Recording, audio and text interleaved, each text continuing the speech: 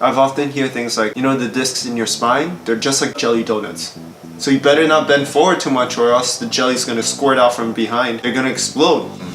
We have to be careful with our words. So I had a patient, she came in and said she was doomed because she has spondylosis in her spine. Her doctor told her that. She was told that it's from all the wear and tear she put on her body over the years. Now, unfortunately, she has pain. She told me how much her neck has been hindering her from enjoying the activities that she loves to do. She wanted to get back to yoga.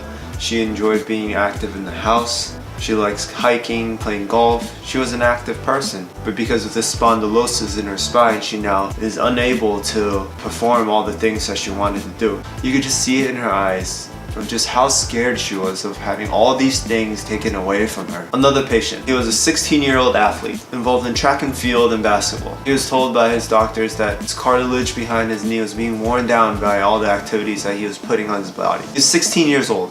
Just stop playing. Just stop doing. You put a lot of stress on your body when you play sports, That's why you have pain. That's why your cartilage is wearing down. It's your own fault that you have pain. Again, you can just see how devastated he was. Working in the clinic, I find that time and time again, these same stories are being told to these patients. Just stop doing. You have worn down cartilage. No wonder you have pain. It's like saying your pain is your fault, so just stop it. If you look at this x-ray, you can see that you have no more cartilage and you're bone on bone, and unfortunately, we can't regrow cartilage, and cartilage doesn't heal. You are doomed. That's the message that we're sending patients. People are fed such doom and gloom messages before they're coming to physical therapy. And unfortunately, sometimes PTs are part of the problem. I've often hear things like, the discs in your spine, they're just like jelly donuts. So you better not bend forward too much or else the jelly's gonna squirt out from behind. They're gonna explode.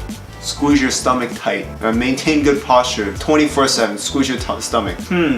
Let me see your MRI results. You have a bulging disc. Of course you have pain. You know what that means? That means the jelly is about to come out. You better not bend forward. Please don't bend forward. Keep your stomach tight. Keep a good posture. All these messages are well-intentioned. They're meant to educate our patients about what's going on with their bodies. They're coming to see us as professionals for an explanation to why they're having pain. But unfortunately, at the same time, these things that we are saying are instilling even more fear into our patients, making them more fearful of movement, making them feel fragile. They're broken, fearful that their backs are gonna explode. Instead, why don't we focus on reassuring our patients and saying that this is a part of normal aging? And the scary word spondylosis just means arthritis, and arthritis is a part of normal aging. And you know what? The best thing for arthritis is movement. And there are a lot of things that we can do about it. The biggest thing being, we can encourage movement, we can strengthen the muscles around it, and we often see very good results from exercise. And most importantly, we see a lot of people like you, and we see them get better through exercise. I mean, come on, do you really expect someone to have perfect posture 24/7, sitting like their back straight, maintaining a slight lumbar lordosis and perfect pipeline from your ears, shoulders down to your ankles? You expect them to squeeze their stomach 24/7, isolating their transverse abdominal muscles for the rest of their lives? That's unrealistic. So here's a short interview from Greg Lehman. He's a physio, chiro, and researcher in Canada. He breaks it down very simply. Let's say my back hurts when I flex it, and then for some reason I always flex my spine during everything I do. So I keep persisting into the pain and maybe learning to have pain. There the biomechanics is important because it's a habit and I keep aggravating it.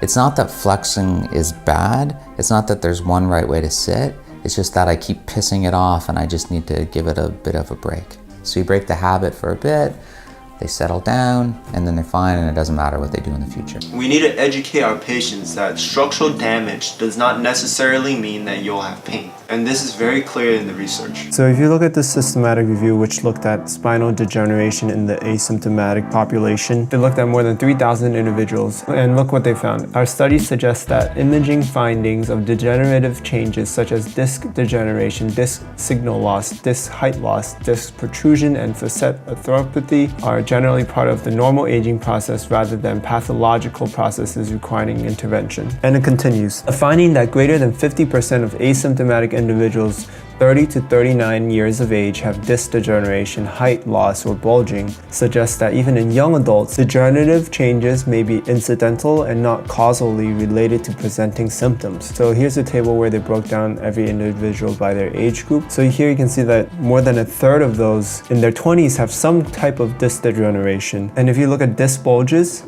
you can see that it starts off at 30, 40, 50, 60, and the percentages clearly go up as we age.